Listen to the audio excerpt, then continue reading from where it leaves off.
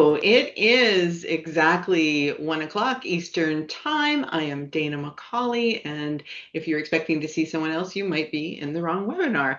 Welcome to CFIN's discussion of Food 4.0. We're super excited to have a really great group from coast to coast and maybe even the northern coast joining us today to dig into discussions about the future of Canada's food sector and how we can help it to grow, and in the process also help to ensure that Canada has food security and great jobs and a thriving society. So joining me today is my colleague Alex Barlow. She's dialing in from Vancouver. She's our VP of Partnerships. And this webinar today is going to be a little different from the webinars that CFIN usually hosts.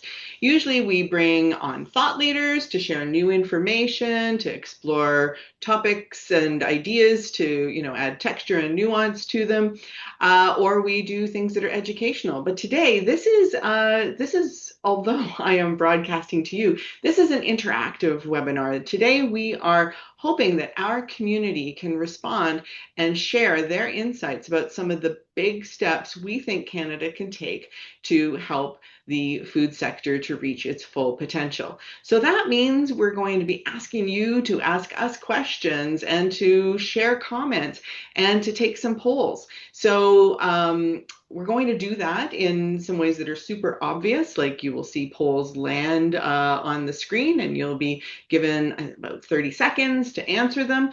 Later on, the answers will pop up and Alex and I will potentially make some comments on the findings if there's something of note there, which I'm sure there will be.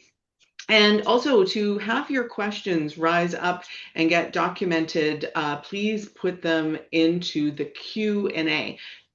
Chat all you like amongst yourselves, and two of my colleagues from CFIN are also going to be in the chat answering some of your easy to answer questions that aren't discussion based, and dropping in some links that you might find interesting. But as I mentioned, the purpose of today is for us, Alex and I, to tell you about what we and our research from our consultations with our 8,000 members, what we think are the big important moves that CFIN needs to take to continue to do the great work that we feel like we've been doing for the last 4.5 years.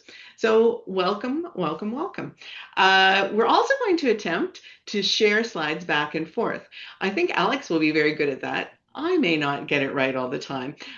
So bear with us. We're not only not in the same room, but we are in different time zones and can't make eye contact to work on things like that together. So first of all, I'm just going to share a little bit of information with you about what CFIN is all about and how we have matured. So our purpose is to, as I mentioned earlier, help every food and beverage business in Canada reach their full potential. And as those of you on this call probably know, that means we are working with a lot of SMEs and trying to help them to understand how they can grow and scale their businesses. And we do that in a whole bunch of ways that I think many of you will already be somewhat familiar with. We really want to make sure that the industry has the funding programs and the connectivity and the information and the tools they need to help themselves. So we are a facilitator and an enabler. We, I think, sometimes show some great leadership, but we are there as an extension and as a supporter of the food sector, whether you're a brand new business with 1 or 2 employees, or a big company with thousands of employees. We hope we have something that helps you to innovate better. And truthfully, our vision is that we hope that eventually Canada will need CFIN for things other than creating a culture change that helps to grow the economy. So I'm going to turn it over to Alex now and let her talk to you a little bit about the things we've done and that have helped us to learn what we needed to know to write the Food 4.0 action plan. Yeah, absolutely. I think we're coming up on our fifth birthday in April 1st. 2026. Yeah. Our impact to date, we've been pretty busy distributing over $23 million in food innovation funding to companies across Canada. And those companies have developed, various new technologies and solutions.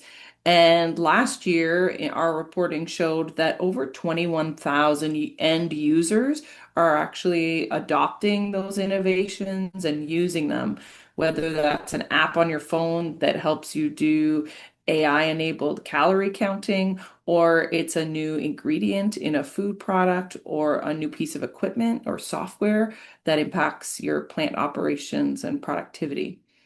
And the companies and the technologies, as they've been adopted, have also been generating revenue, which is super exciting. And our projects indicated that they've generated over $23 million in new revenues just last year. And with 130 projects underway, we've completed about 90, but there's still a large number of them still going. So I'm really excited to see what happens to these numbers. And then as a result of those funds, the companies that we've been supporting have been hiring new people, whether it's in a co-op or a full-time job position, and they've been creating new intellectual property that they're registering and owning here in Canada. So lots of exciting new technologies on being launched. Dana, I just want to remind you, I think we have a poll button to launch Oh, do as I do well. that? I apologize. Oh, no, There we it go. magically has appeared. So there we go. Someone's Thanks going for to the do it. reminder to whoever hit that magic button. No problem. Yeah, and we've been working, with that impact. It's not just about funding. CFIN is a network, and just like Dana said, we're really interested in creating tools and services and also facilitating that connection and collaboration. And we do that quite heavily on Yodel. And so we invite our members, and close to 8,000 of them, to come and connect with each other online. We're a big country, Dana and I being in different time zones, and I think four of them across Canada. Digital solutions like Yodel really help you go online and find partners and funding or co-packers or other partners. Thanks. And thanks to all of you who are taking the poll. I just see it moving like crazy there. So in a couple of slides, we will come back to that piece and show your answers and do a bit of chat about it. So what in the world do I mean when I say Food 4.0? I'm sure most of you are familiar with the concept of Industry 4.0. So Food 4.0 is our plan to help the food sector move towards food industry 4.0 standards. And there's some companies, particularly the newer companies that are being led by founders who are investing in brand new technologies.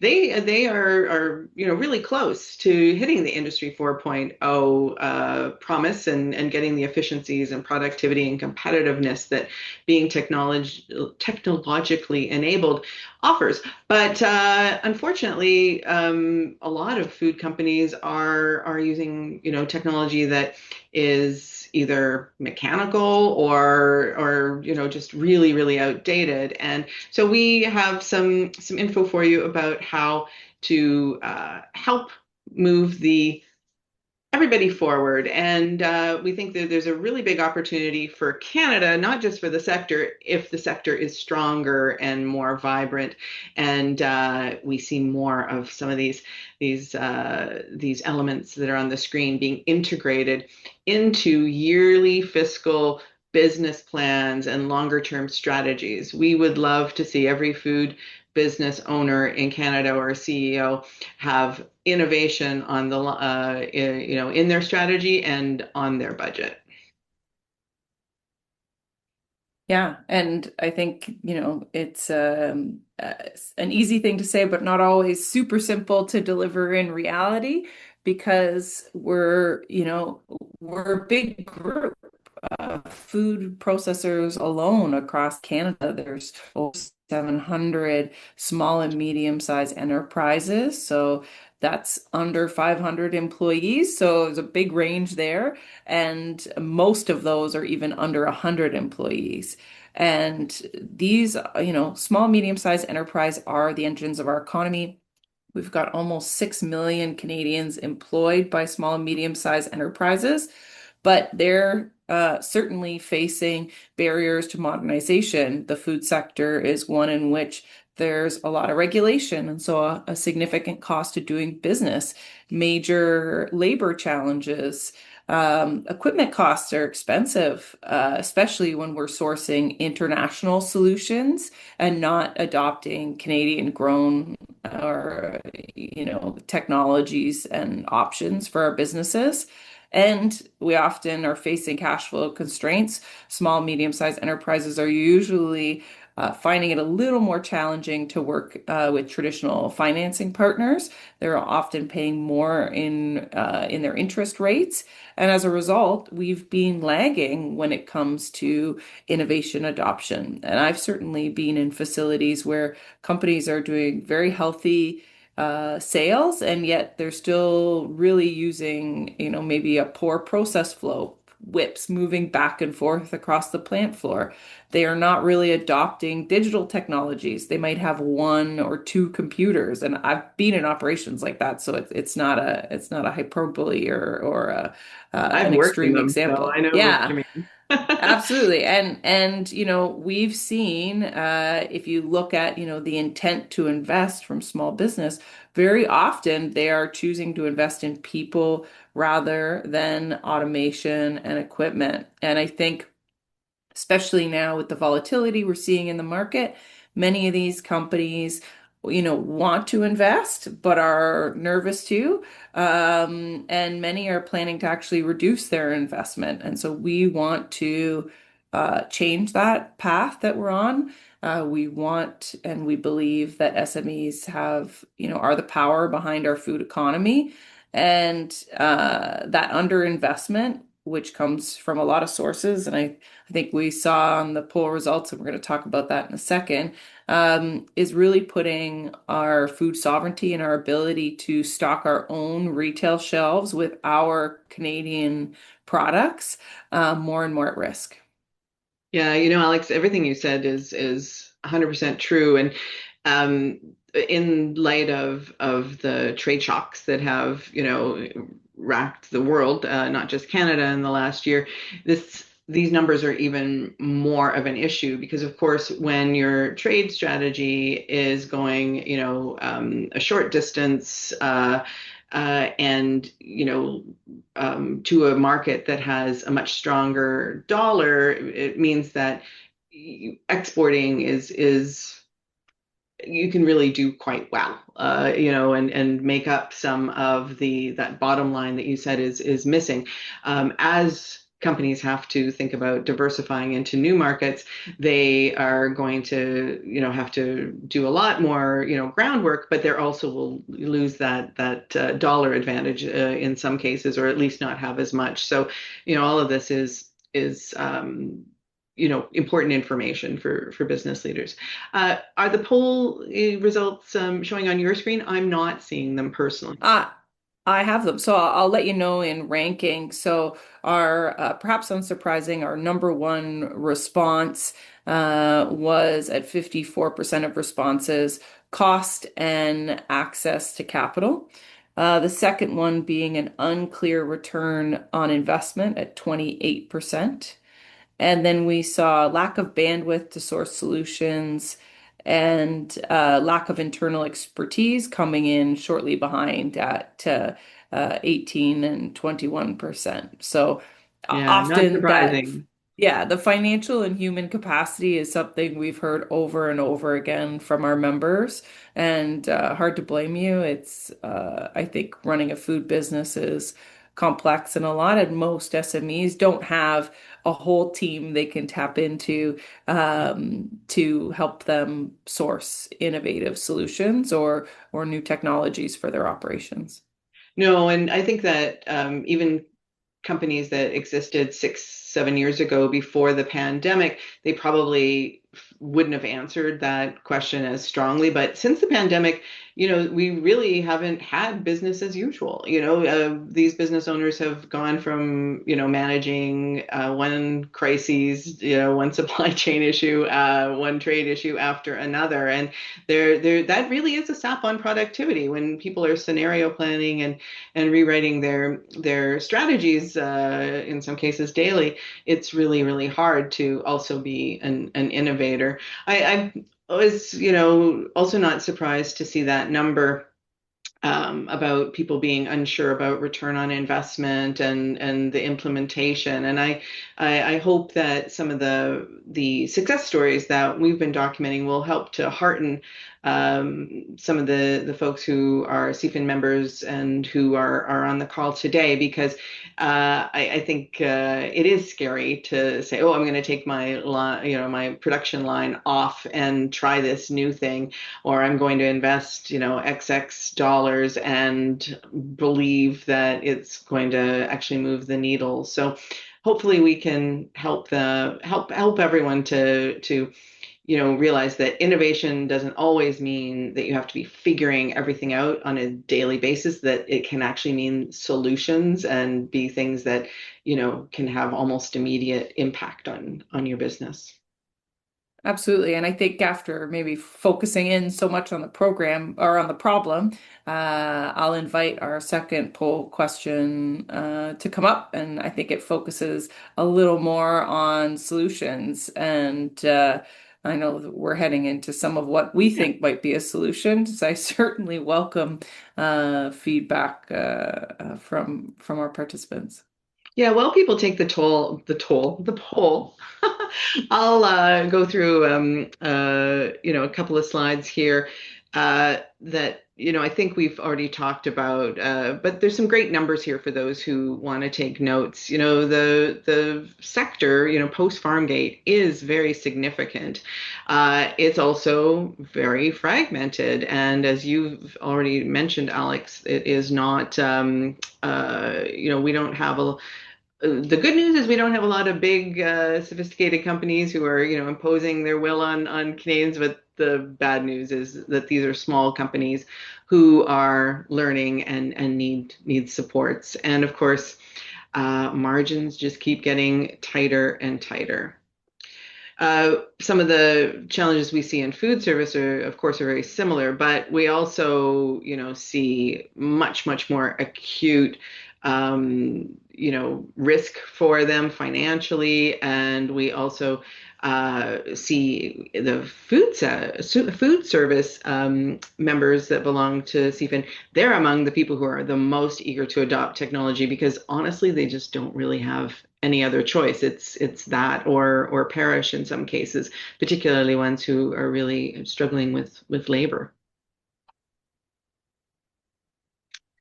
I think we were going to toss this one your way, or maybe I did it the opposite way. Did I? No, No? no, you're totally right. No, Okay. absolutely. I did quite a few years working with companies at the Toronto Food Terminal, and so I've been in a number of these tiny offices that exist off off the warehouse spaces, and yeah, a lot of food distribution, outside of the big Cisco's of the world are really small micro enterprises. For example, a lot of produce distribution, or a lot of them are small players. And they're really relying on manual ordering and disconnected spreadsheets. And an area of innovation that we've seen in a number of our projects have been around digitizing this part of the supply chain and really eliminating some of that, manual error, lost time that comes from relying on everything that's, up in here to run your business. So certainly a space in which we're seeing a lot of opportunity for innovation and change. It's amazing what these digital systems can do to communication. You no longer have to write somebody a note, et cetera. They just know what the inventory is and where it is and what shape it's in. Yeah. I have the poll results. I can't remember when you wanted to discuss them, but Yeah, I'm why don't we do happy it to. now? And then we can talk a little bit more about SMEs. So I can see them this time as well. I Oh, think I good. might have hit the wrong button last time. It's great to see that our community agrees that SMEs adopting technology is important, and that they like us funding these pilots.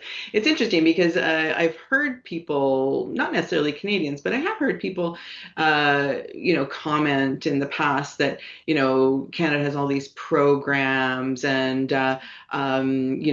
should this came up a lot during the election. Should people who run businesses and business leaders be able to subsidize their innovation with government dollars? And I think in mature industries where things are working really well, that probably are valid comments. But back to, and I think it is salient to the why SMEs matter to Canadians, we don't have that culture of innovation adoption and investment in innovation right now. So to me, that funding pilots and de-risking innovation is still really, really important. Do you agree, Alex? Yeah, absolutely. I think in the simple reality is that most businesses just don't have the cash flow to make more than potentially piecemeal investments in innovation.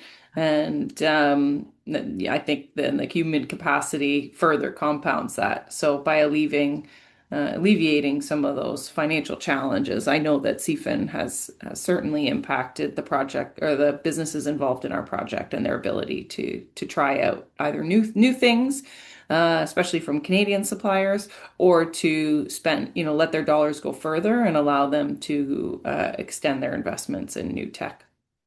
I also think it's really interesting how, we're talking mostly about the tech adopters right now, but on the other side, how we've seen once we get involved with a food tech company, how the investors start to loosen up their purse strings as well, and how many of these companies, get the attention and the credibility from projects that that we, using government dollars, have been able to support. Absolutely, yeah. Definitely helped be a catalyst for more money to flow to those companies, and that's been super exciting for us to watch. And our food tech companies, just as much as, the bulk of our members really are small, medium-sized enterprises. And their existence is really critical to continued accessibility of food, affordability of food in this country. Uh, we already, I think, experience some impacts of what large players can have. They can set prices for Canadians for something that we can't really avoid purchasing. And as a country that's leading the G7 in terms of food inflation, a resilient SMEs supplying our food sector allows us to drive that competition, which then helps keep prices more competitive. I don't think it's going to address every piece of the supply chain challenges and the complex global environment, but it definitely helps. And we want to see that continue. We don't want to see continue consolidation and the disappearance of our small and medium-sized enterprises here in Canada. No, agree. Have you caught up to the screen? You did a great job on the firewall piece, very Yeah, elegantly, and yeah, I think this illusion of choice is you've alluded to. But you're right. When you walk down the snack aisle, it's very obvious, if you know who owns all the brands, how much consolidation there is, and if we really want to give Canadians choice, I think this point is spot on. They're the smaller companies are the ones who are going for the niche and emerging markets, not usually those larger companies. hmm And I think there's an opportunity, the economies of scale piece is true, and certainly the bigger you get, often the more efficient you can be. But there is a counterweight to that, and driving more productivity amongst our small and medium-sized enterprises is really critical to to ensuring that we're eating also Canadian goods created by Canadian companies because we're losing more and more, especially of that center of store category to international suppliers. We really are often exporting our raw wealth, and I think that's true of many sectors, not just food. But we have real opportunities here to process these ingredients here for our own food needs, but also for export globally, and just to increase that element of sovereignty, which I think is on everyone's minds these days. Yeah, well said. Um, this is a bit of an eye chart. By the way, I should mention that this webinar will be up and ready to be either rewatched, shared, excerpted, whatever your needs are in probably about 24 hours. So don't worry if you find that these slides have more information than you can take in right now. You also can visit our Food 4.0 action plan website. There's probably that has been shared by my amazing team in the chat. But I think we will focus here on the advantages Canada has. We've talked a lot about the challenges, but we have, and Prime Minister Carney said this on the world stage yesterday at Davos, we have an amazingly well-educated, skilled workforce in Canada. We know there's a strong entrepreneurial spirit because there are so many SMEs and so many of them are S's.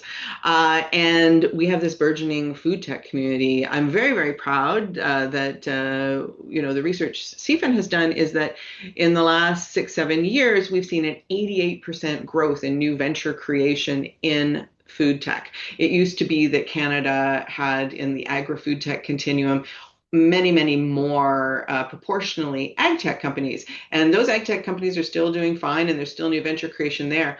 But food tech has whoosh, just really, really amped up. And as Alex said, buying Canadian solutions made with Canadian materials and Canadian ingenuity is a really wonderful nation building strategy. And we're excited to be continuing to nurture that supply chain for the food sector. Our strategies going forward, we're going to dig into those a little bit and ask you for some opinions and questions about them. We really think that if we continue to connect the dots, we've had great success with our regional innovation directors, really digging into various parts of Canada, understanding the dynamics and knowing all the partners and doing, cross referrals that break down interprovincial barriers. Yodel has been far more successful than we ever imagined. And we're, getting ready to bring a brand new, more dynamic, more functionality Yodel by the end of the year to the community. So that connecting the dots is always going to be a big part of CFIN, and we hope we will provide that for time immemorial. But we also really want to help to fuel growth. We think scaling is a huge issue for both food tech companies and food businesses, whether they are in manufacturing or they are in food service, or even some of the independent and I guess online types of food sellers. We think they can be helped as well. So let's dig into what comes next. I think we might have talked about all of this already. What do you think, Alex? Should we skip through? I think, yeah, as usual, the challenge is always the easy part to talk about. Yeah. I think we've done it. Okay. I believe this slide was falling to me to deliver because I signed the letters. So we sent when it was opened up to offer comments on the federal budget. I tried to consolidate with the help of Steve Edgerton and Jamil Karim. We tried to aggregate what we had learned and heard from members and from our research. And we offered these three recommendations for the budget. We did see some great incentivization measures like accelerated depreciation and some changes to shred that were beneficial in the budget. And we are hopeful that we will see more support for adoption of new technologies going forward. Again, that depreciation piece really helped.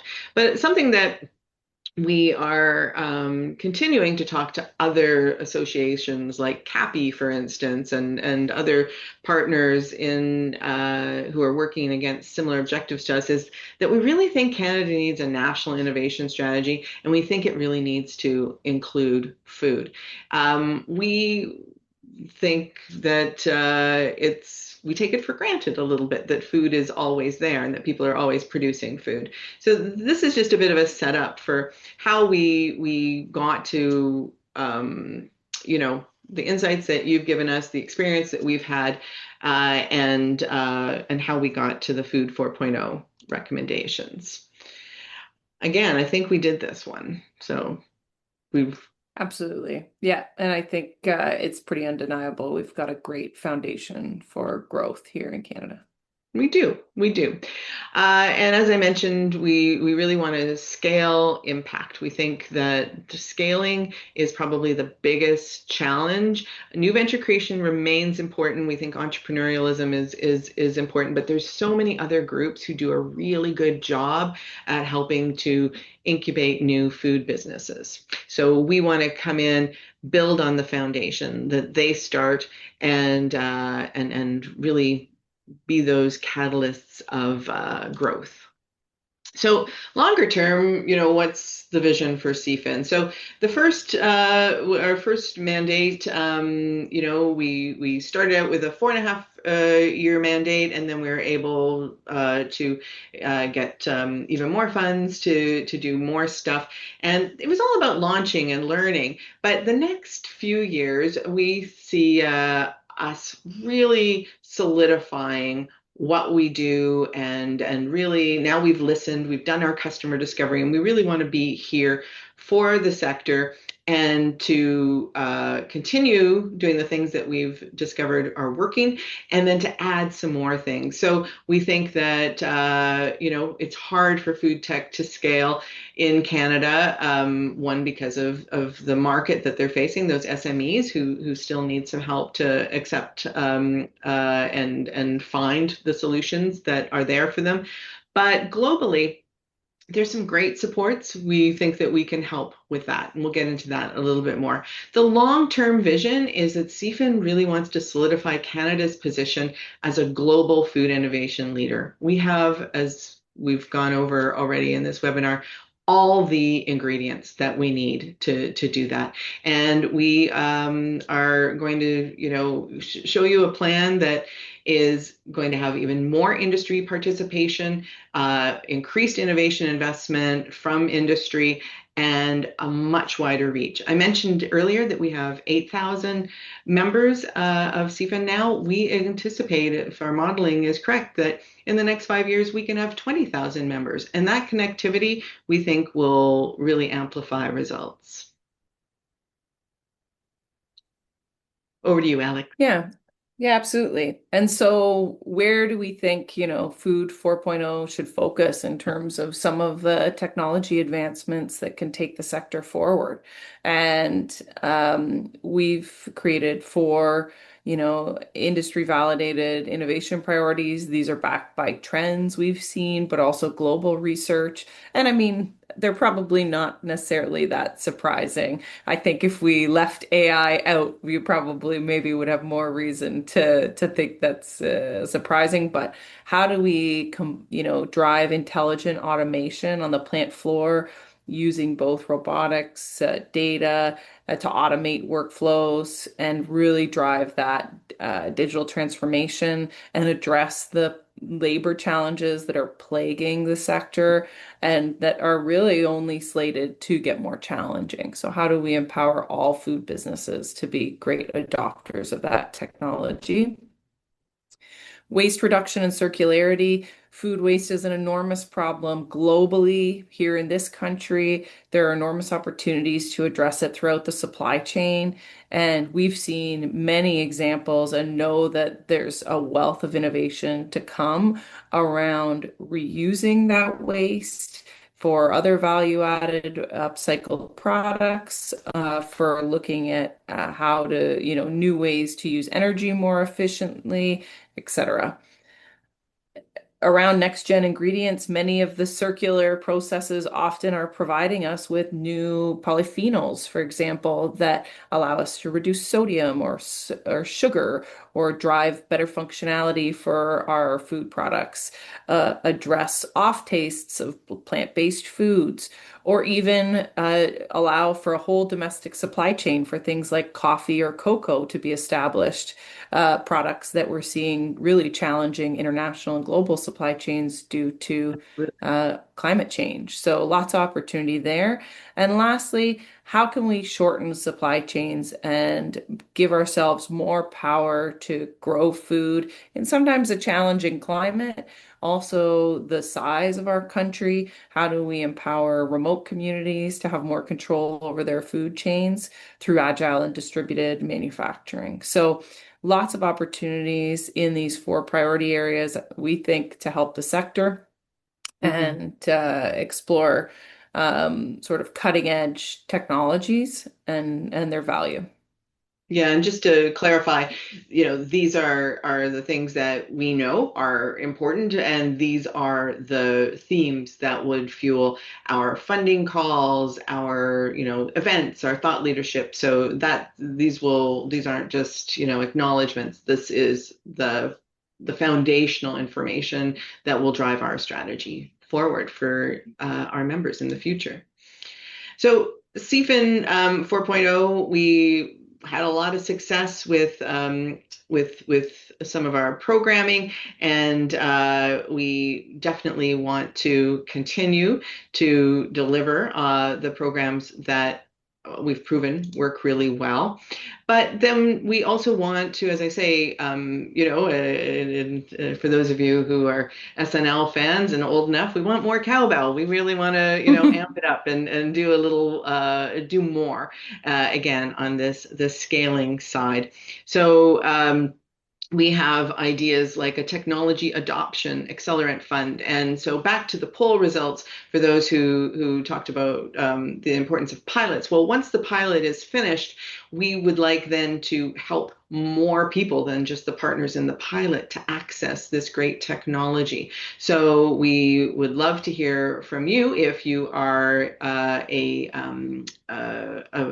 food company, about whether or not a program like this would be something you would want to take part in. And you can pop that into the chat. You can email us later. If you go to the Food 4.0 website, there's a way to contact us through that channel, and we'll come back to those calls to action a little bit later. Something that we've identified, and I mentioned earlier, that food tech companies need is a way to stretch their legs globally, but to do it very purposefully, intentionally, getting the right companies in the right countries, talking to the right people. So we did a learning exercise on the Global Food Tech Navigator program last year, where we went to Japan, to SKS Japan, with 3 companies.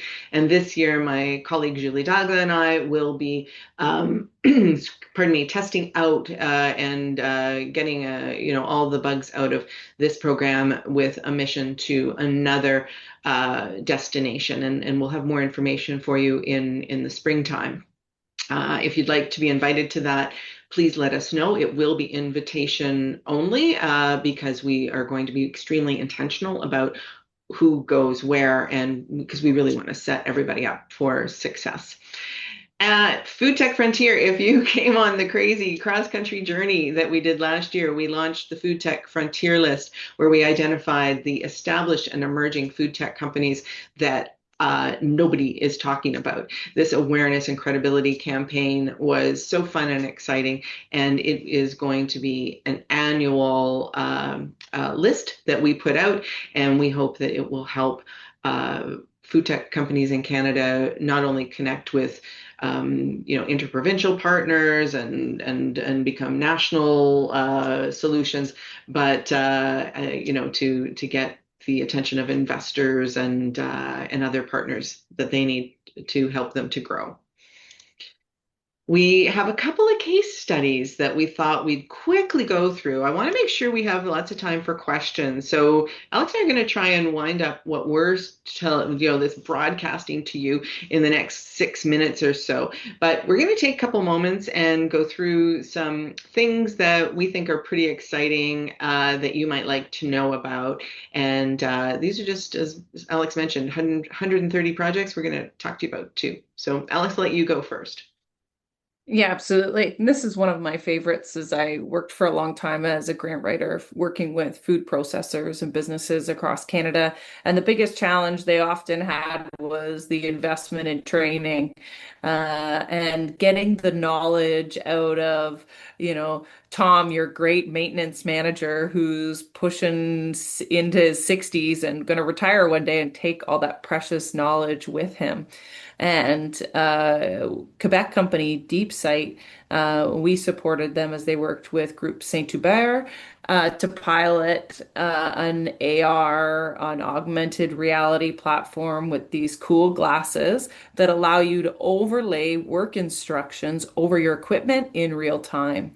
And so you can have your maintenance manager who's on the cusp of retiring go through and very easily set up work instructions with an audio overview. And he can explain, that you turn the knob, but you don't turn it too hard, or, it's a counterclockwise twist or whatever. Can document all that and Bang it on prepare the those work side twice instructions. and then pray. No.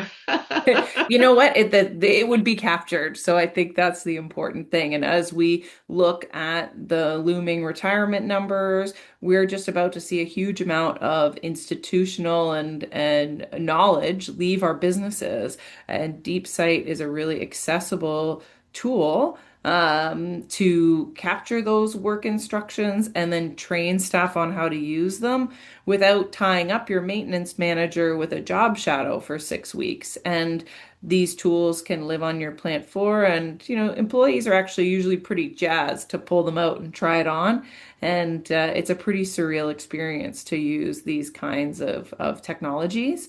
And DeepSight has been having great success with their launch after this project, and a real opportunity for them to support the food sector as they look to bring on the next generation of workers. And also, as you adopt more complex automation, your supplier can give you really good intuitive knowledge on how to use the equipment with a tool like this versus you having to send someone to Italy for 6 weeks to learn how to use a laminator. So, really interesting and exciting opportunity with DeepSight. I also love that it uses technology that a lot of the people entering the workforce are already excited about and want to use. And I don't think a lot of Gen Z and Alphas want to sit down with a highlighter and a manual. They'd much rather, watch a video or throw on some other type of, technology and enabled aids. So it makes sense on so many levels. Whoops, there we go. My driving finger was out of control there for a minute.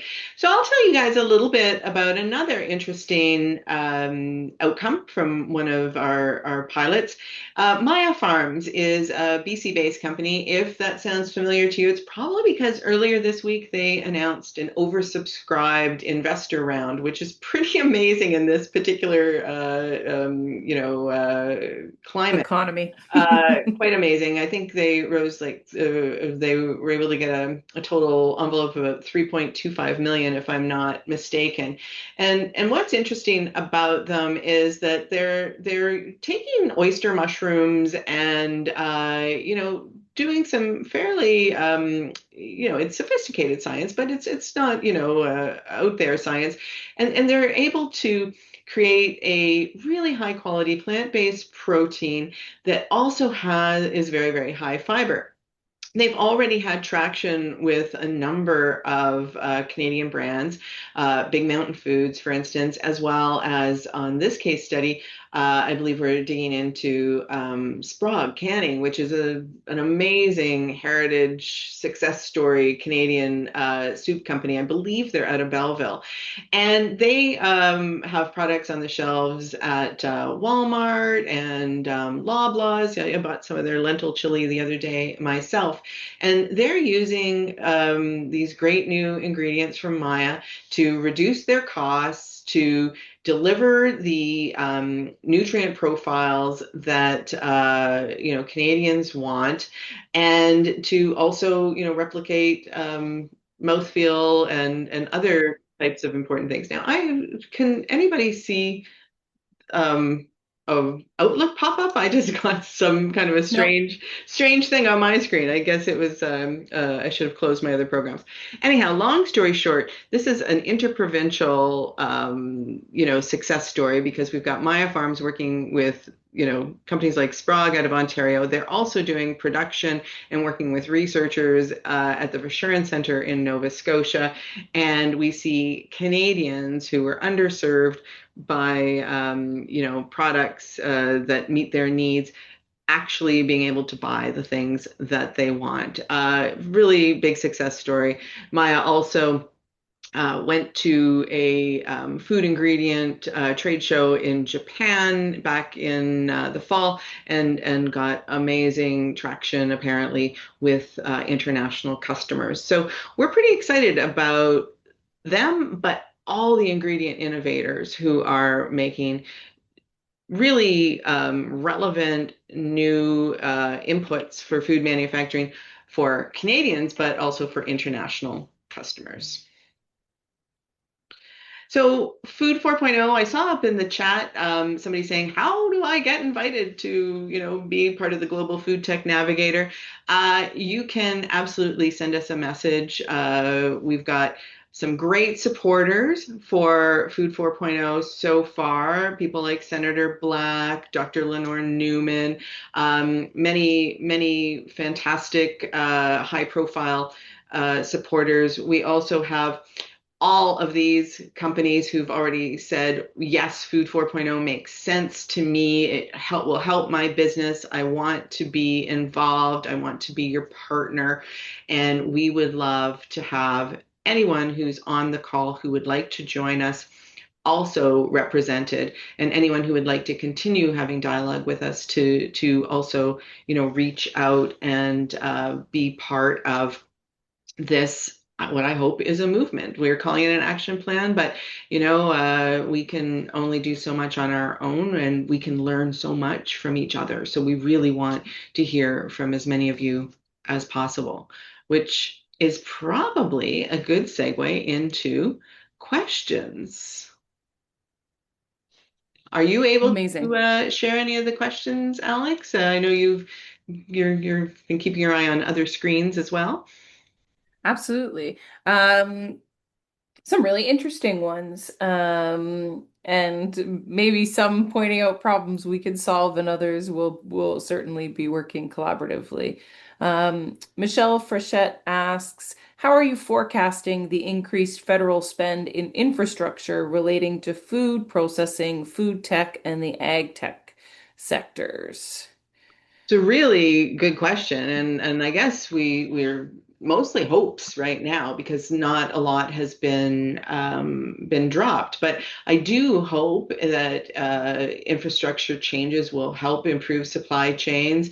It would be wonderful to have more ways to ship products from coast to coast to coast that did not, cost an arm and a leg and didn't meet, so many regulatory restrictions. For instance, trucks going across the country have to carry quite less than full capacity loads sometimes because of the axle weight requirements in certain provinces. So I don't know a lot about what is coming our way, but we certainly would welcome those types of improvements.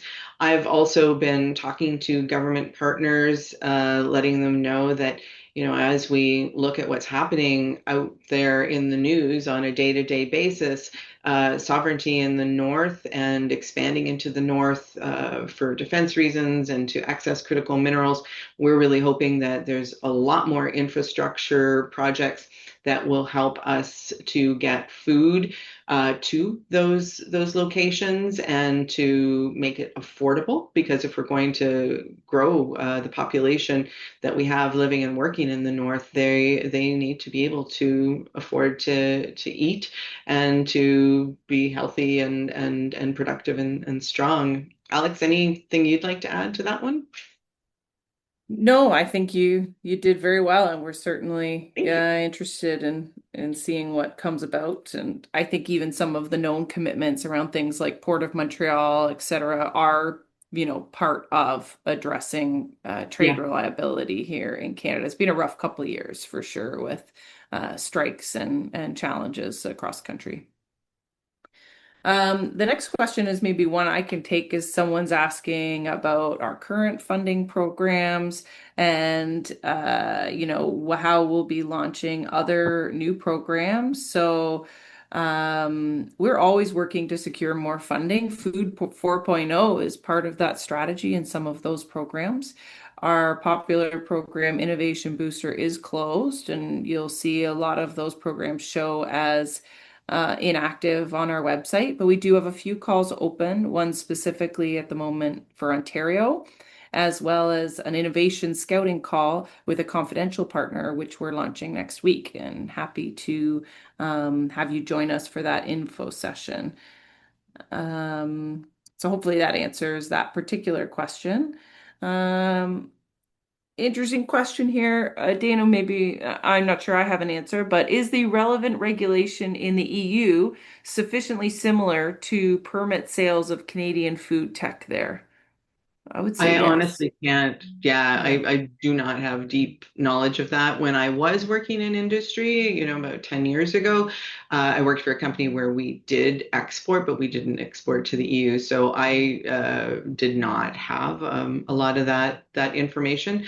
But again, back to the budget, there was an amount of money, or there was an envelope at least mentioned that was supposed to automate some of the CFIA and export regulations in a way that I think would help people to identify those kinds of things more quickly and easily. Obviously, it's only was what November that the budget came out, so I doubt those Hmm. tools are online.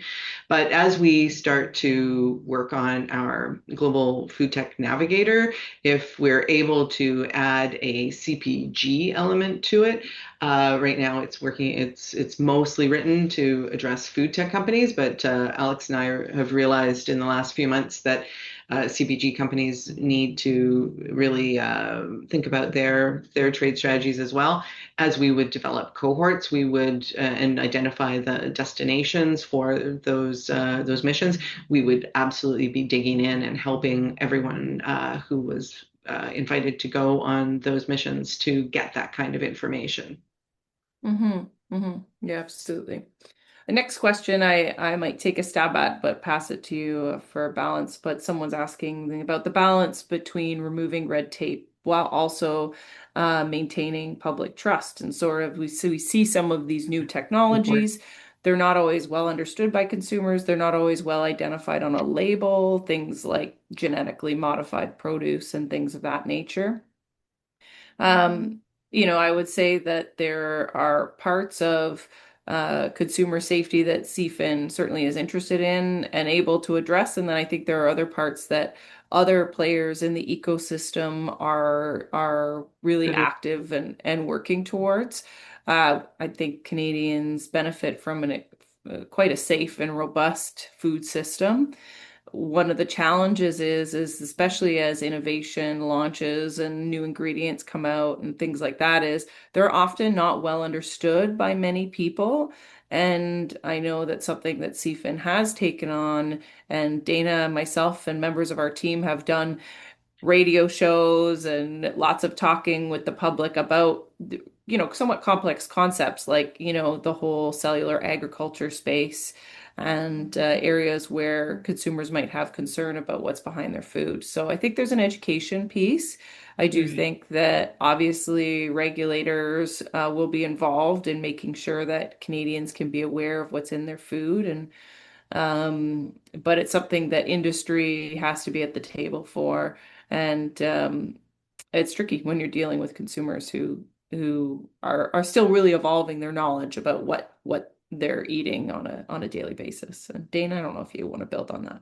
I think your answer was excellent, but I would just add for informational purposes that we are exploring partnerships with trusted groups like Canadian Food Focus, for instance, who we have identified that if we work together, we can help to inform the public before new things come their way so that they have all the information that they need. So, cellular agriculture being an example, we talked earlier about chocolate and coffee and vanilla potentially being, foods that a sovereign Canadian nation could produce for themselves.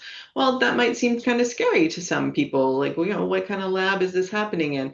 But and we know from everything that is sometimes even established, like vaccinations, that there are sometimes very complicated conversations. And so we want to help our members who are developing innovations by making sure that we are sharing credible, factual, trusted information that will help Canadian citizens to make choices, help policymakers to write good policy, and hopefully also feed the algorithm so that when if you do choose to use a large language model, that the right information hits your screen as opposed to just popular information. So that's one way that we are thinking very far ahead about regulations.